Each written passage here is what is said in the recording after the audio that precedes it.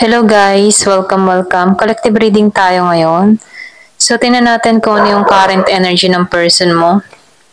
Be open-minded po, hindi po halos lahat makaresonate. Thank you nga po pala sa mga nagsusubscribe at sa mga bumabalik. Maraming pong salamat. Give me the message for collective. Ano yung current energy ng person mo? Give me the message for collective. Ano yung current energy ng person mo?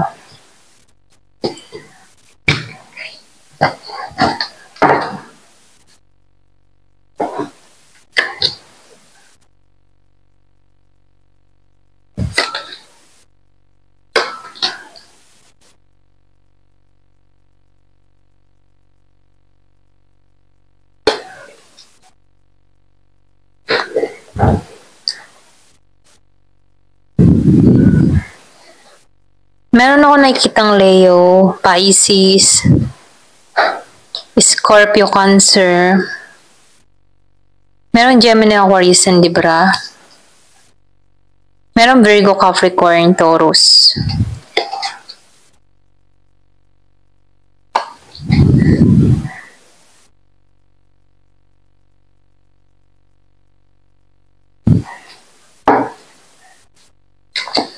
So, malakas ang Pisces, malakas ang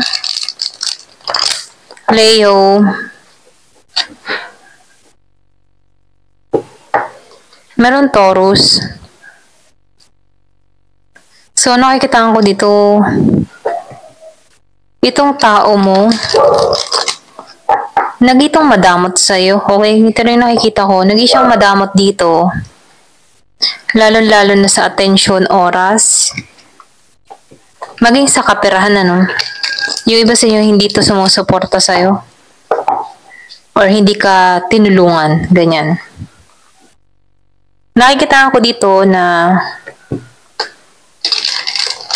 itong tao mo dito, magkaiba kayo ng magkaiba kayo ng pag-uugali, magkaiba kayo ng pananaw sa buhay.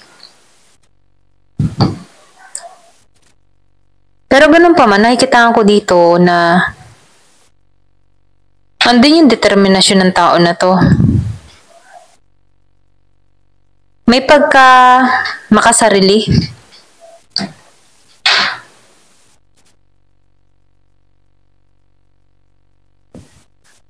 Nakikita ko rin dito yung energy, okay? Meron kang tao dito na yung bang tipo na hindi pa niya kaya magdesisyon or pwede rin sabihin na kaya pa tong makontrol, kaya pa tong manipula, hindi pa to matured. Andito pa siya sa point na hindi pa nagseseryoso sa buhay. Minahal mo tong tao na to ng buo. Pero hindi to nagseryoso. Medyo rebelde, okay? Kahit may mga kasalanan siya dito, itinatapon niya sa'yo yung kasalanan. Okay, ganon. Nakikitaan ko dito, dumidepende to. Mahilig tong dumipende, ano? Yung iba sa inyo may age gap kayo ng tao na to.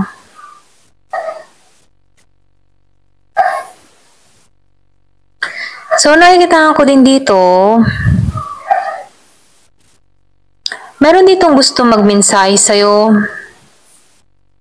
Kaya lang, kapag ito'y nagme-mensahe, ano, parang dating sa'yo problema lang. So, sinasabihan ka dito, iwasan mo to, okay? Kasi itong tao na to, hindi to marunong manindigan para sa kanyang sarili. Nakikitaan ko dito na mas priority niya yung sarili niya, okay, kaysa sa'yo. Kasi nakikitaan ko dito, madamo to eh. Lagi niyang inuuna yung sarili niya kaysa sa'yo, okay? Pero ganun pa man, ano, nakikitaan ko dito, yung iba sa inyo, itong tao mo, inabuso ka, okay? Inabuso yung kabaitan mo, inabuso yung pagmamahal mo. Yung man tipo na mahal mo siya, ginawa niya yung susi, no? Para makuha niya yung gusto niya sa'yo, okay? Wala tong lakas ng loob para manindigan. So nakikita ko dito sumasandal to sa'yo or pwede rin dumedepende sa'yo, lalo-lalo na rin sa usaping pera. Yung iba sa inyo, no? Wala siyang lakas ng loob, ano? So nakikita ko rin dito, hindi mo to tinuring na iba eh. Parang tinuring mo tong pamilya talaga. Hindi mo siya i-consider na wala lang. Talagang isinama mo siya bilang pamilya mo or isinama mo siya, okay? Hindi mo siya itinuring na iba. Ganon. Kaya lang hindi na-appreciate ng tao nito yung mga ibinigay mo sa kanya, okay? Maging yung emotion mo, yung pagmamahal mo, yung pagbibigay mo. Hindi niya in-appreciate yun bagkus kinuha niya ng kinuha. Ganon. Kumbaga itong tao nito, tik lang ng tik. Ito lang nakikita ko, no? So, nakikita ka ng tao na ito na stable, okay? Stable ka pagdating sa family. Good provider ka. Magaling kang dumiskarte, okay? Lalo-lalo na sa pamilya. Kumbaga, andun yung puspusan mo kapag meron kang mga gustong gawin, ano, para sa pamilya. At nakikita niya yun na kung saan, ano, ito yung gustong-gusto ng tao na to na katangian mo dahil masyado kang family-oriented, okay? Kaya lang pagkakamali ng tao na to, inabuso ka. Yun lang. Ito rin nakikita ko. Inabuso niya yung kabaitan mo, yung pagmamahal mo, na inalok mo dito sa tao na to, na hindi niya sinuklayan dito ng patas. So, malakas yung Pisces. Kumbaga nakikita ko dito, mapagmahal ka eh, binigay mong lahat or talagang isusubo mo na, ibinibigay mo pa. Ganun, no?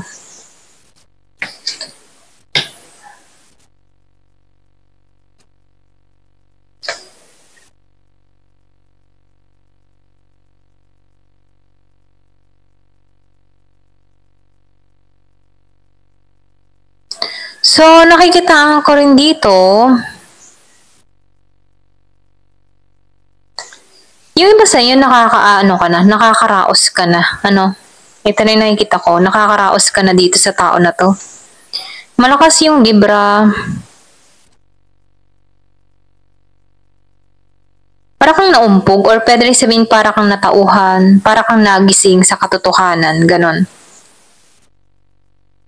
Yung iba sa inyo nakikitaan ko dito, ayaw mo magbaka sakali muli dito sa tao na to. Ayaw mong isugal muli yung sarili mo sa kanya. Ayaw mong magsimula muli dito. Kung ba nakikitaan ko dito, wala kang nakikitang pag-asa sa tao na to kasi ikaw lang mismo yung kumikilos sa koneksyon. Kumbaga nakikitaan ko dito na nagkaroon ka dito ng parang iminulat sa iyo yung katotohanan or pinakita sa iyo yung katotohanan nitong tao mo. Magkaiba kayo ng energy, okay? Magkaiba kayo ng kumbaga nakikita ko dito, magkaiba kayo, magkasalungat kayo ng paniniwala. Kaya lang umasa to. Ito rin nakikita ko, umasa tong tao mo sa'yo.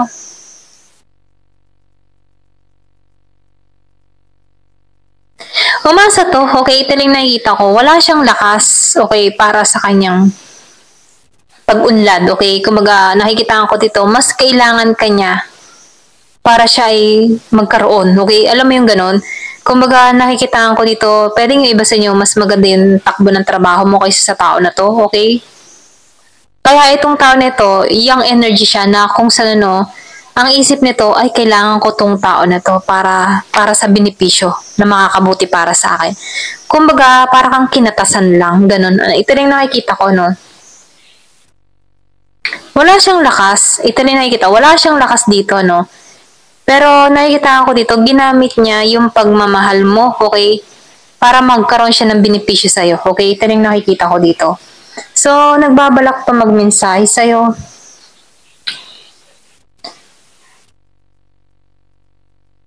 Ito lang yung nafe-feel ko sa tao mo. Nagbabalak pa mag-message sa'yo. Okay? Kumbaga, nakikita ko dito na magbabalak siya mag-mensahe sa'yo dahil alam niya na mahal mo siya dito. Okay? Kumbaga, alam ng tao nito na hindi mo siya mapahihindian. Okay? Ganon. Ganon yung mindset niya, no? Alam ng tao nito na kayang-kaya ka niya. Ganon. So, meron tong kailangan. Yung iba sa inyo, nakikitaan ko dito, kailangan niya ng tulong mo, okay? Kailangan niya ng suporta mo, lalo-lalo na sa pinansyal. Or pwede rin meron siyang gustong kunin sa'yo, okay? Pagdating sa pera. Gusto ko ng tao na ito na tagpuin, gusto nito na magkita kayong muli dito. Ito lang nakikita ko, no? So, huwad to. Okay, huwad to. So, nakikita ko dito na gusto ng tao nito na bumalik sa'yo para may makuha siya sa'yo. Para magkaroon din siya ng ganansya sa'yo. Okay? Pwedeng yung iba sa inyo meron kang paglago na nangyayari sa buhay mo, kumikita ka ng malaki, or pwede rin sabihin may mga magagandang nangyayari sa'yo na nababalitaan ng tao na to. Kaya itong tao na ito, nagbabalak siya na tumungo sa'yo or ligawan kang muli dito para makuha or para magkaroon ng benepisyo sa'yo. Gusto ng tao na ito ng bagong simula sa'yo. Kaya lang, pupunta siya sa'yo dahil sa meron siyang makukuha, pero yung pagmamahal, wala yun, okay? Ito lang nakikita ko dito. Kumbaga, lalapit siya sa'yo para may makuha sa'yo, pero hindi totoo yung hangarin niya sa'yo, okay? Gusto lang din ng tao na ito, kung ikaw ay may ginagawa sa social media at kumikita ka sa social media, no? Or kung meron ka mga online business, ganyan, gusto ng tao na ito na makabahagi, okay? Gagamitin ka, ganon. Ito rin nakikita ko. Pwede ka niyang gamitin muli dito. Kasi itong tao nito, ang mindset niya, ay, hindi ako pahihindihan nito, kaya ko itong tao nito na mapasa akin muli. Ganun yung energy niya, okay? Very young na, alam mo yun, yung parang nang uuto, na parang hindi totoo, hindi pure yung hangarin niya dito. Kumbaga lalapit lang siya sa'yo at gagamitin niya yung nararamdaman mo para may makuha siya sa'yo. Ganon. User, ito lang nakikita ko, no? So, hindi halos lahat sa part na to, ha? Ito lang nakikita ko. So, tingnan natin dito, no? So, magbabalik siya para mayroon siyang makuha sa'yo. Pwedeng naghihirap to, gagamitin niya to para makabahagi sa biyayang nakakamit mo. So, sinasabihan ka dito, no? Ingat ka dito. Ayan.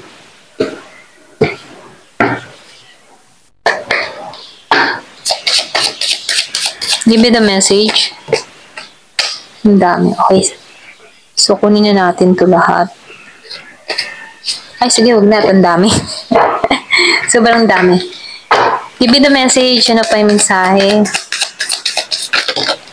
Ang dami niyang binibigay. Shadow work.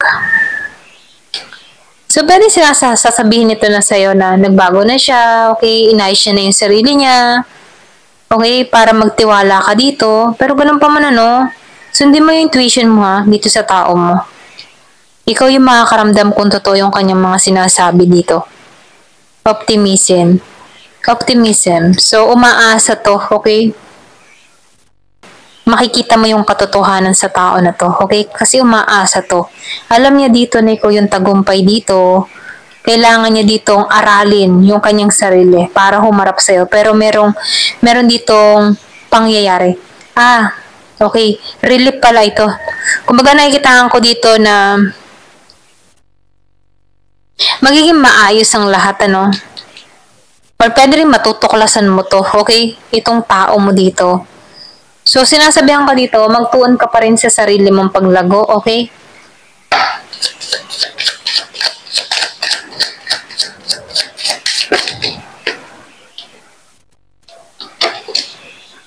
Stress. So, pwedeng ikaw yung makakapagbigay ng ginhawa sa tao na to. Ito rin nakikita ko, umaasa siya dito. Pwedeng na umaasa siya na bigyan mo siya ng pagkakataon para matapos na yung problema kasi ikaw yung makakatulong sa sitwasyon niya dito. Kaya lang nakikitaan ko dito na masyado tong, alam mo yung tipo na siya yung problema mo, okay? Kumbaga sinasabihan ka dito, protektahan mo yung sarili mo. Kailangan mo ng boundaries or pag-ingatan mo yung sarili mo. Okay? Kasi nakikita ko dito, matagumpay ka ngayon or pwede rin maraming blessing kang dumarating sa buhay mo. Kaya itong tao na ito nakakabalita sa mga nangyayari sa'yo at gusto ng tao na ito makabahagi sa'yo. Okay? Ayan, ito na yung nakikita ko. So, ingat ka sa tao na to. Ayan. Thank you for watching. Love and peace.